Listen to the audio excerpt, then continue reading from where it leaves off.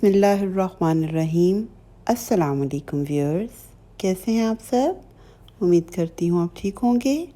الحمدللہ میں بھی ٹھیک ہوں۔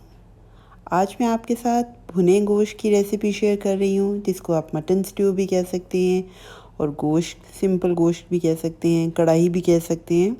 تو چلیے بنانا سٹارٹ کرتے ہیں۔ اس کو بنانے کے لیے سب سے پہلے ہم برتن میں آئل لیں گے۔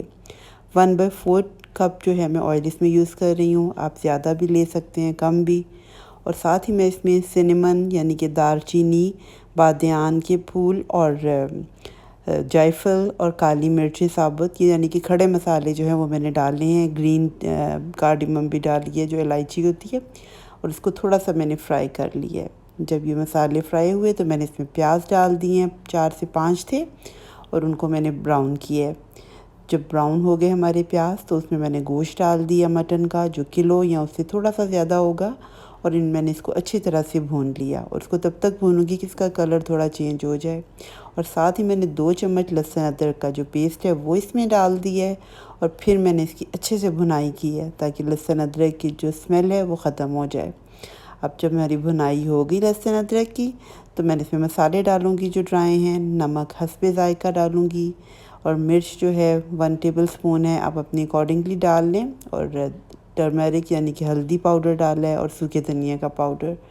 اور کیونکہ دوسرے گرم مسالے بھی میں نے ڈالے ہوئے ہیں، تو وہ بس یہی مسالے جو عام روٹین کے کھانے کے ہوتے ہیں وہی میں نے اس میں ڈالے ہیں، اور اس کو پھر اچھے سے بھون رہی ہوں۔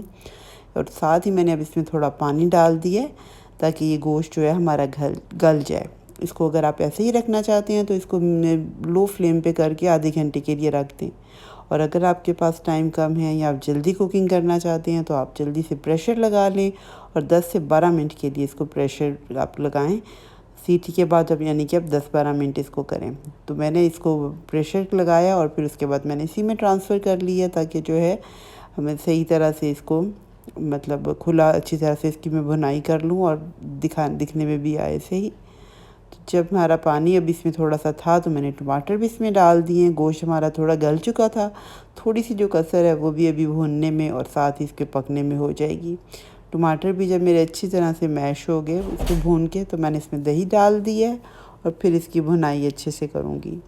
تو دیکھیں اچھی طرح سے بھون رہا ہے، اور اس کا آئل جو ہے وہ اوپر آ گیا ہے۔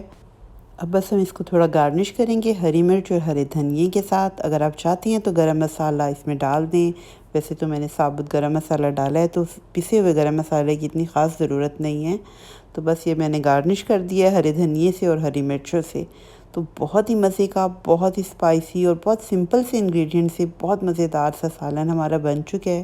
آپ اس کو کڑاہی یا سٹیو کہیں یا مٹن کا سالن کہیں، تو اس کو ضرور ریسیپی کو ٹرائی کریں۔ بہت آسان سی ریسیپی ہے۔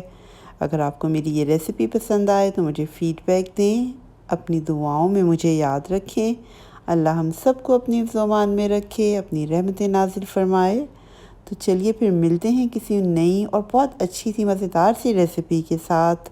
تب تک کے لیے اللہ حافظ۔